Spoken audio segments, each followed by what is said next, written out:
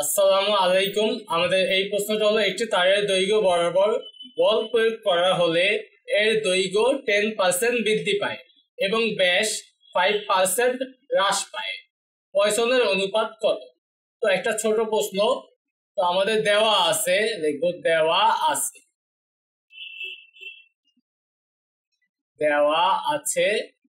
তো দেওয়া আছে আমাদের দৈর্ঘ্য 5% বৃদ্ধি পায়, ঠিক আছে। তো আমরা দেওয়া আছে না লিখা যদি আমরা লিখি ধরি তাহলে ভালো হবে। দেখো ধরি আদি দৈর্ঘ্য, কারণ আমাদের আদি দৈর্ঘ্য দিয়ে দেয় নাই, তো আমরা আদি দৈর্ঘ্যটাকে আমরা ধরে নিলাম এল। তাহলে দৈর্ঘ্য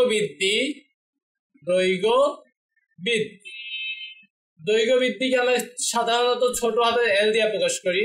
ছোট হাতের এল হবে কি, আমাদের 10% বৃদ্ধি পায়। কার 10% বৃদ্ধি পায়? আদি দৈর্ঘ্যের 10% বৃদ্ধি পায়। দেখবো আদি দৈর্ঘ্য হলো এল, তাহলে এল এর 10%। এল এর 10% বলতে কি বোঝায়? এল গুণ 10% বলতে 10/100।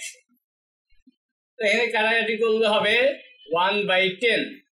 1/10 এর সাথে এল গুণ করলে হবে L/10। তাহলে আদি দৈর্ঘ্য যদি এল হয়, দৈর্ঘ্য বৃদ্ধি ছোট হাতের এল হবে L/10, যেটা আদি দৈর্ঘ্যের 10%। এইবার আমাদের ব্যাসের কথা বলছে, লিখব ব্যাস বা আদি ব্যাস।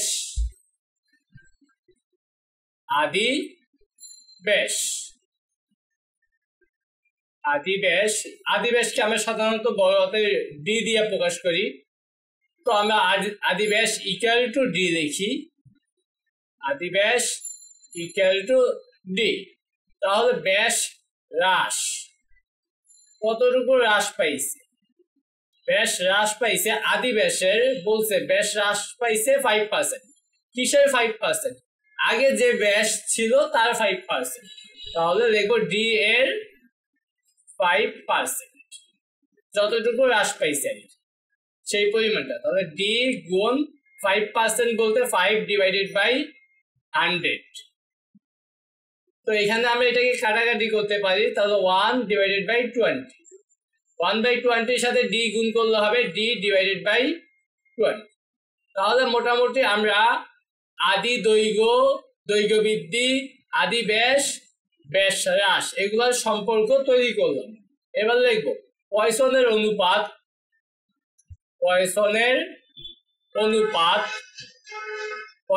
অনুপাত সিগমা হলে, সিগমা ইকুয়াল টু আমরা জানি উপরে হলো পার্শ্ব বিকৃতি, যেটাকে আমরা দেখি ছোট হাতের ডি ডিভাইডেড বাই বড় হাতের ডি। নিচে হলো দৈর্ঘ্য বিকৃতি, যেটা হলো ছোট হাতের এল ডিভাইডেড বাই বড় হাতের এল। যেটাকে পরের লাইন আমরা কি করব, উপরেটা ঠিকঠাক রেখে গুণ দিয়ে নিচেরটাকে উল্টায় দেব, তাহলে DL/L। আমরা একসাথে দেখি, তো সেটা হবে এমন DL ডিভাইডেড বাই DL। এইবার আমরা কি করব, মানগুলো বসায় দিব। তো ছোট হাতের ডি এর মান আমরা পাইছিলাম D/20 ইন্টু আছে L। বড় হাতের ডি হলো ডি, ছোট হাতের এল ছিল আমাদের বড় হাতের এল ডিভাইডেড বাই 10। তারপরে আমরা করতে পারি, উপরে যদি গুণ করি এই এল এর সাথে ডি গুণ হবে, তাহলে DL ডিভাইডেড বাই 20। এখানে গুণ হলে হবে DL ডিভাইডেড বাই 10। তারপরে আমরা উপরেরটা ঠিকঠাক রেখে ইন্টু দেওয়া নিচেরটাকে উল্টায় দেই, 10 ডিভাইডেড বাই DL। তো কাটাকাটি করি, DL কাটা, 10 দিয়া এটাকেও কাটাকাটি যাবে, তাহলে 2 আর উপরে তো 1 আছে, তাহলে 1/2 মানে কত?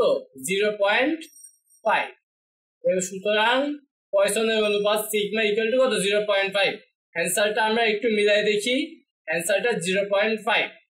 তো আশা করি তোমরা এই অঙ্কটা বুঝতে পারছো। পয়সনের অনুপাতের কোনো একক নাই।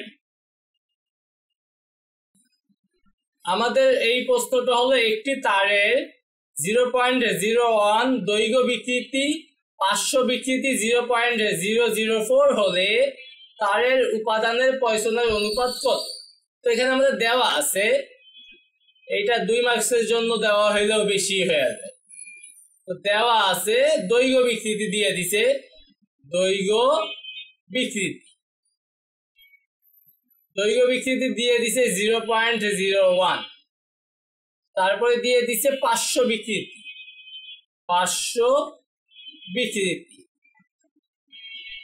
বিকৃতি দিয়ে দিছে 0.004। পয়সনের অনুপাত বের করতে বলছে। দেখবা আমরা জানি পয়সনের অনুপাত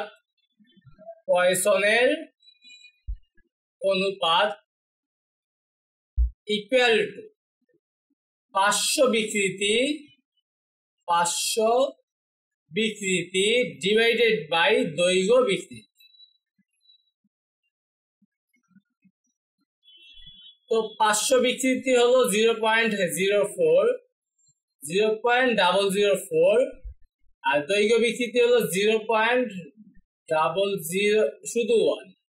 ওকে, তো আমরা এটা ক্যালকুলেটর দিয়ে করে ফেলবো, অথবা আমরা দেখতে পাই নিচে 100 দিয়ে গুণ করব। আর এক কথায় কি উপরে নিচে 100 দিয়ে গুণ করলে আমাদের এখানে হবে 1, আর এটাকে 100 দিয়ে গুণ করলে হবে 0.4। দুইটা সংখ্যার কি দশমিকের বাম সাইডে আসবে। তো নিচে 1 থাকলে তো আর সেই 1 লেখার প্রয়োজন নাই, তাহলে এখানে হবে 0.4। তাহলে পয়সনের অনুপাত 0.4, অ্যান্সারটা মিলাই দেখি 0.4। তো আশা করি তোমরা এই ছোট অঙ্কটাও বুঝতে পারছো। আমাদের এই প্রশ্নটা হলো বল প্রয়োগের ফলে একটি তারের দৈর্ঘ্য 1% পরিবর্তন হলে এর ব্যাস শতকরা কত ভাগ পরিবর্তন হবে? পয়সনের অনুপাত 0.2। তো লিখবো, ধরি আমাদের এখানে দৈর্ঘ্যের পরিবর্তন বইলা দিছি। তো লিখবো আদি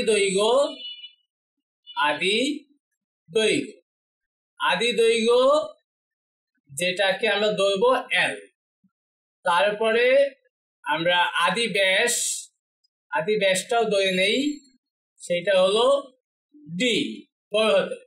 দৈর্ঘ্য বৃদ্ধি, যেহেতু দৈর্ঘ্যের কতটুকু বৃদ্ধি সেটা বইলা দিছে, তাহলে আমরা লিখবো দৈর্ঘ্য বৃদ্ধি হলো 1%। ঠিক আছে, মানে দৈর্ঘ্য পরিবর্তন, দৈর্ঘ্য বৃদ্ধি পাইছে, তাহলে ব্যাসটা হ্রাস পাবে আর কি। দৈর্ঘ্যের পরিবর্তন হয়েছে 1%। কার 1%? আদি দৈর্ঘ্যের 1%। দেখবা L এর 1%। তাহলে এখানে হবে L লেখার প্রয়োজন নাই, এর পরিবর্তে আমরা কি দেখবো? গুণ 1% মানে 1/100। তো গুণ করে দিলে এখানে হবে L/100। আদি দৈর্ঘ্য পাইলাম। তারপরে আদি দৈর্ঘ্য না, দৈর্ঘ্য বৃদ্ধি পাইলাম। দৈর্ঘ্য বৃদ্ধিকে আমরা সাধারণত L দিয়ে প্রকাশ করি, ছোট হাতের L। তারপরে আমাদের ব্যাস হ্রাস। তো ব্যাস হ্রাস আমরা ধরে নিব, ব্যাস হ্রাস কিন্তু আমরা D ধরলাম, ছোট হাতের D। তারপর পয়সনের অনুপাত দিয়ে দিছে, পয়সনের অনুপাতকে আমরা বলি সিগমা ইকুয়াল টু দিয়ে দিছে হলো 0.2। আমাদের ব্যাসের যে পরিবর্তন 0.2, ব্যাসের যে পরিবর্তন সেইটা শতকরায় মানে প্রকাশ করতে বলছে। যেমন দৈর্ঘ্যটা বলছে 1% এবং সেই রকম ভাবে ব্যাসটা কত পার্সেন্ট সেটা আমাদের বের করতে হবে। তো আমরা প্রথমে আগে ব্যাসটা বের করব। লিখবো, আমরা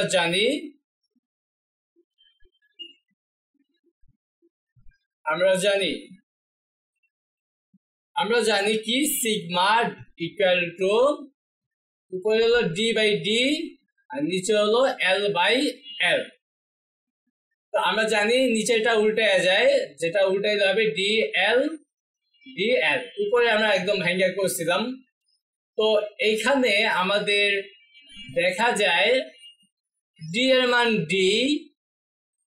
এখানে সিগমা দেই, সিগমার মান জানি আমরা বের করবো ছোট হাতের D এর মান। ঠিক আছে, ছোট হাতের D বের করবো। তাহলে আমরা এইভাবে না কইরা আর গুণ করে ফেলি যে DL equal to sigma DL। এবার একটু মানগুলো বসাই দেই, মানগুলো বসাই দিলে আমাদের জন্য সহজ হবে। যেমন DL সিগমার মান 0.2 আর এই ডি এর মান ডি, এই এল এর মান ছিল L/100। তো এখান থেকে আমরা দেখতে পাই এই এল এল কাটা যায়, এই এল কাটা যায়। তাহলে এই যে 100 দিয়া এটাকে ভাগ করতে হবে। তাহলে আমরা বলতে পারি 100 দিয়ে ভাগও করার প্রয়োজন নাই, আমরা এটাকে দেখতে পারি এভাবে, ছোট হাতের ডি ইকুয়াল আমরা 0.2 ডি লিখতে পারি, অথবা উপরে নিচে আমরা 10 দিয়ে গুণ করতে পারি। এটাকে যদি 10 দিয়ে গুণ করি হবে 2, তাহলে 2 ডি, আর নিচে 10 দিয়ে গুণ করলে হবে 1000। ঠিক আছে, এই উপরে আমরা 10 দিয়ে গুণ করছি, নিচেও 10 দিয়ে গুণ করছি। তারপর আমরা চাইলে একটু কাটাকাটি করতে পারি, যেহেতু দুইটাকে 2 দিয়ে কাটাকাটি করা যায়, তাহলে এখানে হবে 500। ছোট হাতের ডি এর মানটা পাওয়া গেছে। ছোট হাতের ডি এর মানটা কি ছিল? ছোট হাতের ডি এর মানকে আমরা বলি দৈর্ঘ্য হ্রাস। এখন শতকরা পরিমাণ যেহেতু চাইছে, দেখবো দৈর্ঘ্য হ্রাসের, ব্যাস হ্রাসের, এটা ব্যাস হ্রাস, ব্যাস হ্রাসের শতকরা পরিমাণ হবে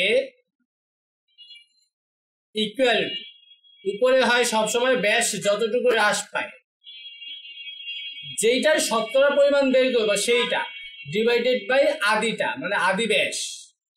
সবসময় ব্যাস হ্রাসের শতকরা পরিমাণ বের করতেছি, তাহলে ব্যাস হ্রাস ডিভাইডেড বাই আদি ব্যাস ইন্টু 100।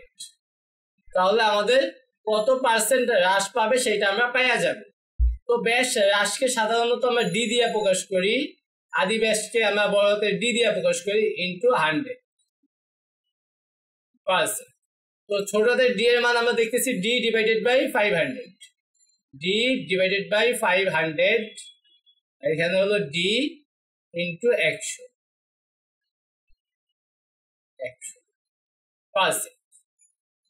তো এখান থেকে আমরা একসাথে করতে পারি, আমরা যদি ভাঙ্গাই করি ডি বাই 500 গুণ দিয়ে নিচেটাকে উল্টাই দিব 1/d, তারপর ইন্টু 100, তারপর পার্সেন্ট। তোমরা যত কয়েক লাইন কমাই ফেলতে পারো, আমরা একদম বেশি ভাঙ্গা করতেছি। ডি ডি কাটা, 100 দিয়ে এই 500 কে কাটলে এখানে হবে 5, 1/5, তাই না? 1/5 বলতে আমরা বুঝি 0.2, 0.2% হ্রাস পাবে। আমরা একটা অ্যান্সারটা মিলাই দেখে আসি, 0.2% হ্রাস পাবে। তো অ্যান্সারটা মিলে গেছে। তো আশা করি তোমরা এই প্রশ্নের সমাধানটাও বুঝতে পারছো। আমাদের এই প্রশ্নটা হলো 1 মিটার দৈর্ঘ্য কোন তারের ব্যাস 5 মিলিমিটার, তারের দৈর্ঘ্য বরাবর একটি বল প্রয়োগ করায় এর ব্যাস 0.01 মিলিমিটার হ্রাস পায় এবং দৈর্ঘ্য 2 সেন্টিমিটার বৃদ্ধি পায়। পয়সনের অনুপাত কত? মোটামুটি সব মান দিয়ে দিছি। দেখবো দেওয়া আছে, এই জায়গায় কিছু ধরার নাই, এখানে দেওয়া আছে আদি দৈর্ঘ্য। তো আদি দৈর্ঘ্য আমাদের, আদি দৈর্ঘ্যকে আমরা বড় হাতের এল দিয়ে প্রকাশ করি, যেটা দেয়া দিছে 1 মিটার। তারপর আদি ব্যাসকে আমরা বড় হাতের ডি দিয়ে প্রকাশ করব, সেটা দিয়ে দিছে 5 মিলিমিটার। তো মিলিমিটারকে মিটারে নিতে গেলে আমরা জানি 10⁻³ গুণ করতে হবে, তাহলে সেটা মিটার হয়ে যাবে। তারপর আমাদের দিয়ে দিছে ব্যাস কতটুকু হ্রাস পায়, তারপর দৈর্ঘ্য কতটুকু বৃদ্ধি পায়। তো আমরা লিখি দৈর্ঘ্য বৃদ্ধিকে আমরা ছোট হাতের এল দিয়ে প্রকাশ করি, সেটা দিয়ে দিছে 2 সেন্টিমিটার বৃদ্ধি পায়। তো সেন্টিমিটারকে মিটারে নিয়ে নিতে হবে, সেন্টিমিটারকে মিটারে নিতে গেলে আমরা জানি 10⁻² গুণ করতে হয়। তারপরে ব্যাস হ্রাসকে আমরা ছোট হাতের ডি দিয়ে প্রকাশ করি, যেটা দিয়ে দিছে হলো 0.01 মিলিমিটার, 0.01 মিলিমিটার। তো এটাকে মিটার নিতে গেলে 0.1 ইন্টু 10⁻³ গুণ করতে হবে, তাহলে মিটার হয়ে যাবে। তো এটাকে একসাথে দেখা যায় 1 ইন্টু 10⁻⁵, ক্যালকুলেটারে বসাইলে হয়ে যাবে। অথবা এই যে 0.01 বলতে কি বোঝায়, 1 ইন্টু 10⁻², 10⁻² আর এখানে 10⁻³ মিলে 10⁻⁵। তো আমাদের যা যা দিয়ে দিছে আমরা লিখছি, দেখবো পয়সনের অনুপাত পয়সনের অনুপাত। পয়সনের অনুপাত সিগমা হলে সিগমা ইকুয়াল টু আমরা জানি D by D divided by L by L. তো এখানে তাহলে হবে D L divided by D L. মানগুলো বসাই দিব। এটার মান আমরা পাইলাম 1 × 10⁻⁻5। এল এর মান ছিল 1, বড় হাতের ডি এর মান ছিল কত 5 × 10⁻³ 5 × 10⁻³ এইটার মান ছিল 2 × 10⁻²। তো এটা আমাদের হাতে কলমে করার মতো 10⁻³ আর 10⁻² মিলিয়ে হবে 10⁻5। উপরে আছে 10⁻5, তাহলে কাটা। তারপর নিচে হলো 5 × 2 মানে 10 আর উপরে হলো 1, তার মানে 1/10। 1/10 মানে 0.1। তাহলে পয়সনের অনুপাত 0.1। অ্যান্সারটা মিলিয়ে দেখি আমরা 0.1। তো অ্যান্সার মিলে গেছে। তো আশা করি তোমরা এই অঙ্কটাও বুঝতে পারছো।